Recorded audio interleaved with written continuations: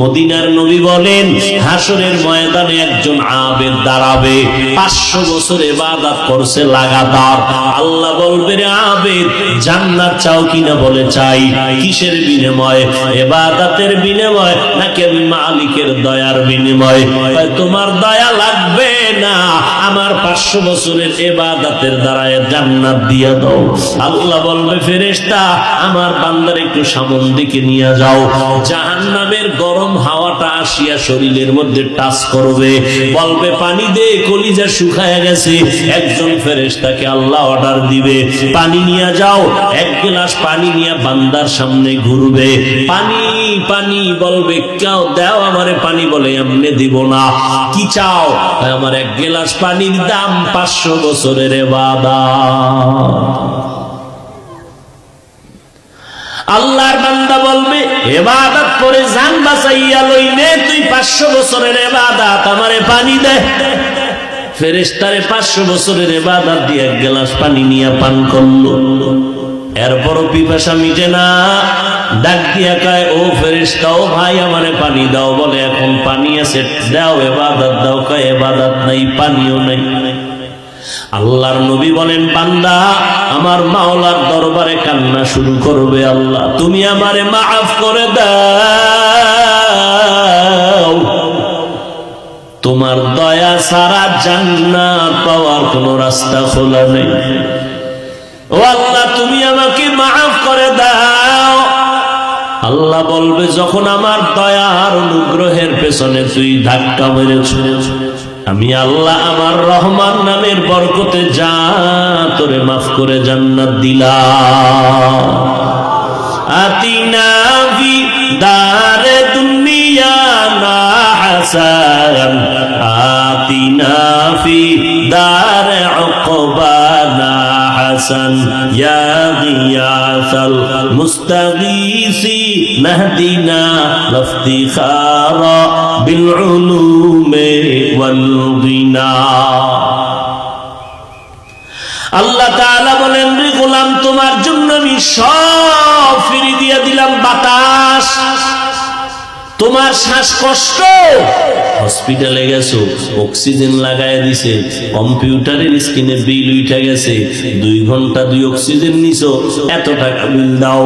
আল্লাহ বলে, রে বান্দা, আমি আল্লাহ তোরে এমন অক্সিজেন দিয়া দিলাম, 1 সেকেন্ডের জন্য যদি আমি আল্লাহর বিনিময়ে কিছুই চাইলাম না, ফ্রি ভাবে দিয়া দিলাম।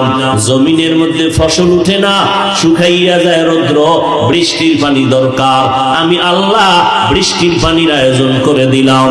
ও বান্দা, তোর নিজের আরামের জন্য আমি আল্লাহ রাতের ঘুম দিয়ে দিলাম। এটা শুধু চোখ বন্ধ করে ঘুমাবি এতটুকুই না, এই রাতের ঘুম হলো গোটা দুনিয়ার মানুষের জন্য মহা শরীরের ঔষধ।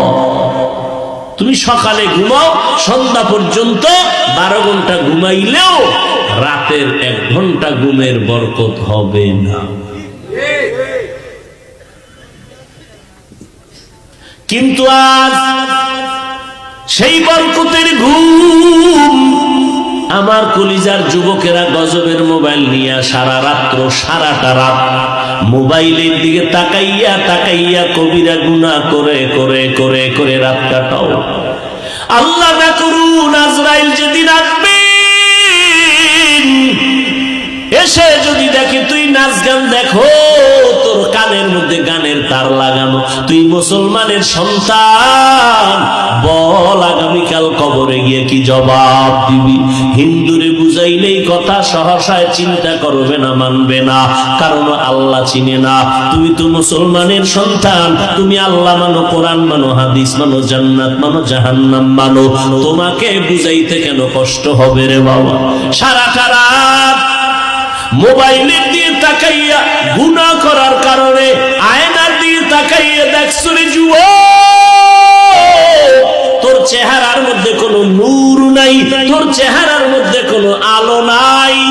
আয়নার আয়নার সামনে তাকায় দেখ, যাদের কলবের চোখ দুইটা খোলা, এরা সকালবেলা তোর কপালে তাকাইলেই বুঝবে সারা রাত কয়টা তুই অন্যায় করছো, গুনাহ করছো।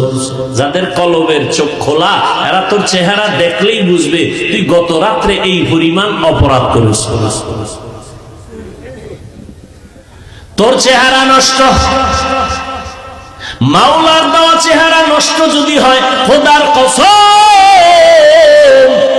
পৃথিবীতে এমন কোন মেডিসিন নাই যে মেডিসিনে তোর চেহারা আর নতুন করে বানায় দিবে। এই তোদের কলিজার বন্ধু মাইকেল জ্যাকসন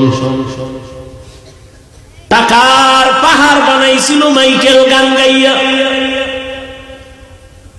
ওয়াদা করেছিল, প্রতিজ্ঞা করেছিল 150 বছর বেঁচে থাকবে, 150 বছরের আগে মরবে না।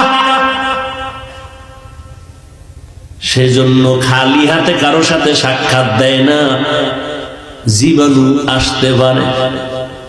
প্রায় 20 জনের মতো ডাক্তার মাইকেলের চারপাশে 24 ঘন্টা পাহারা দেয়, কোনখানা শতবার চেক করে খায়। উদ্দেশ্য আমার টাকার অভাব নাই, আমি 150 বছরের আগে মরব না, আজরাইলের সাথে কন্ট্রাক্টে যাব। আল্লাহ তাআলা বলেন, আমি মালিক যদি চাই তাই হবে, বান্দা চাইলে কিছুই হবে না। মাইকেলের যখন 50-এর কোঠায় মাত্র ঢুকলো, এখনো 100 বাকি। হঠাৎ ডাক্তারদের কয় কেমন কেমন যেন একটু শরীরটা ব্যথা লাগে, একটু মাথাও ঘুরা, একটু রেস্টে যাই। রেস্টে যান স্যার। চেক আপ করে সবাই বিছনায় পড়ায় দিল, কোনো রোগ নাই, আরামে শুইয়া গেল, চোখে ঘুম আসলো। ডাক্তারেরা চারপাশে অপেক্ষমান চুপচাপ বসে আছে, মাইকেল উঠেই না। এমন ঘুম দেওয়ার পর স্বাভাবিক সময়ের থেকে বিলম্ব হয়ে যাওয়ার পরে ডাক্তাররা টাচ করলো, শরীর দেখে পুরা শরীর ঠান্ডা, কাঠের মতো শক্ত হয়ে গেছে। ডাক্তারেরা চিৎকার দিয়ে কয়, আমরা 20 জন ডাক্তার চেক আপ করলাম, রোগ নাই। যেই মাইকেল 150 বছরের আগে মরবে না, ওই বান্দাটা 50-এর কোঠায় গিয়ে আমরা ধরেই রাখতে পারলাম না। কোন ফাঁকে দিয়ে যে আজরাইল ঢুকলো আমরা অনুভব করি নাই।